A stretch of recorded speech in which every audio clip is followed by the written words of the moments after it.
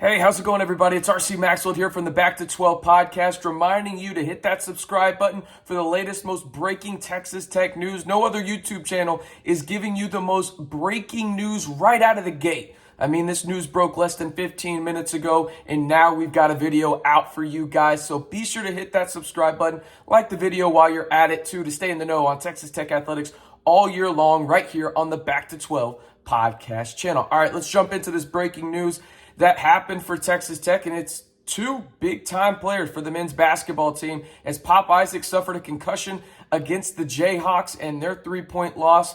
Well, and that one hurts if you're Texas Tech. There's no denying that. And then Daniel Batcho, that last second, tried to block KJ Adams in his dunk attempt that solidified the win for the Jayhawks over the Red Raiders. He dislocated his finger. Mark Adams, head coach of the Red Raiders, said that they are both game-time decisions. Now, I'll be honest with you. I have a hard time seeing Pop Isaacs playing about 100 hours or so after sustaining a concussion against the Sooners on Saturday night. That's just my opinion, especially with the protocols in place. I have a hard time seeing it. Now, on the Daniel Batcho side, a dislocated finger, maybe it's a pain tolerance thing. I'm not sure, but when it comes down to it, you're going to have guys step up if you're the Red Raiders. And the guy that I think is inserted into the starting lineup for, well, Pop, if he misses the game, is going to be Lamar Washington. And Lamar Washington has earned more minutes. He's been outstanding on the defensive end and has done really, really well in transition offense and really keeping things moving for the Red Raiders when they're in the half court. Now, where do you go if Daniel Batcho isn't the starter? And we'll talk about Fardaws here in a minute. He won't be back for this game. We have an update on him in terms of his potential timeline. But for me, I wonder if you go smaller here. You think of the OU Sooners and what they're bringing in, and you got the Groves brothers, you got a little bit of length. But if I'm Texas Tech, I think about maybe adding an extra shooter out there. Do you see a Damarian Williams? Do you see a Kerwin Walton? You know what the interesting player would be? Elijah Fisher, right? I'm not necessarily sure they go the KJ Allen route, which I don't think would be a bad route, but I wonder if they try and just space it out, go 5 out with KO down there as the primary big. And, I mean, he's going to have his work cut out for him against the Groves brothers. But I do think that is a strategy Texas Tech could go with, and they just absolutely try and run the Sooners to death with a bunch of smaller guys, quote-unquote, on the floor. And I think that that's something that they will talk about. They will discuss if Daniel Batcho ends up missing this game or if he has to play limited minutes, maybe only 10 minutes or so, right? Because of that dislocated finger.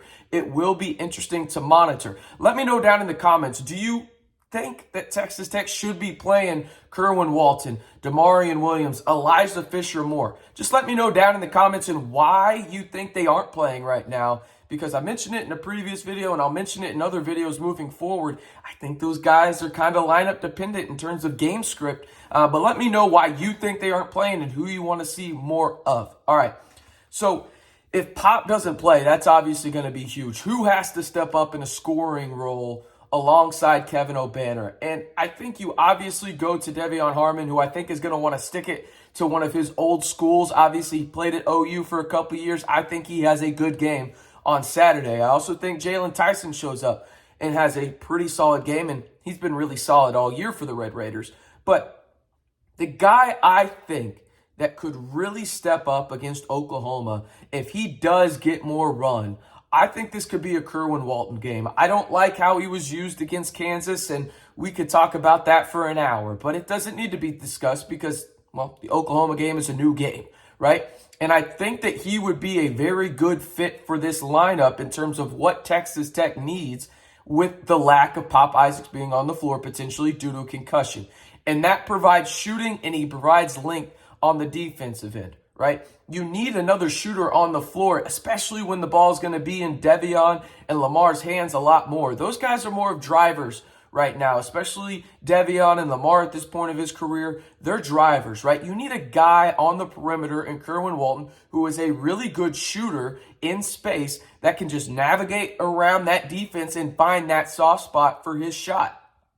I think he's the kind of guy that would really flourish in this type of setup. Now, do I think he's going to score 15 points if this is the scenario? No, but I do think that Oklahoma is going to have to respect him on the perimeter, which will affect the way that they can defend Devion, which will affect the way they can guard Lamar in terms of them driving and getting to the basket. It just creates more space for those guys, and you have to respect Kerwin on the outside. So again, Pop Isaacs and Daniel Batcho are game time decisions versus the Sooners on Saturday. I have a hard time believing personally that Pop is going to play. Again, a concussion is something you don't want to mess with or rush forward or anything like that. I think it would be smart for Texas Tech to just, hey, you missed this game and hopefully we can get you back for the next one, right? And Daniel Batcho, that'll be the one that's interesting to follow because, again, dislocated finger on his ring finger, on his right hand, on his shooting hand, nonetheless, right? So I think when you look at what this could mean, it could be a pain tolerance thing, but also you don't want to rush him back because he's obviously a big, no pun intended there, piece of your team moving forward. So speaking of a big part of your team moving forward, Fardaws Aimaq, and Coach Adams gave an update at his, shoot-around media session on Friday morning, say that Fardaws and him really want him to play right now, but they're going to play it safe. They're going to make sure he gets back there and there's no setbacks or anything like that. And he thinks that it could be 2 weeks, 4 weeks, something like that before Fardaws goes back. He didn't give a specific timetable, and honestly, that is very smart of Mark Adams, but you could actually see in the clip where Mark Adams was talking about Fardaws actually shooting around and getting some shots up at shoot-around on Friday morning. So that was interesting to see. If you had to ask me, RC, when do you think that Fardaws is back? I think that that's probably a perfect timeline between the 2 to 4 weeks. I think 2 weeks. I've always said the West Virginia game at home, which is right in the middle of January, is the date that I'm really starting to look if Fardaws is going to be back. If he's back before then, okay. But I think that that's probably the most realistic date is when West Virginia comes in. I believe it's around the 17th of January to the 806. I think that's probably the most realistic timetable to start thinking, okay, Fardaws could be back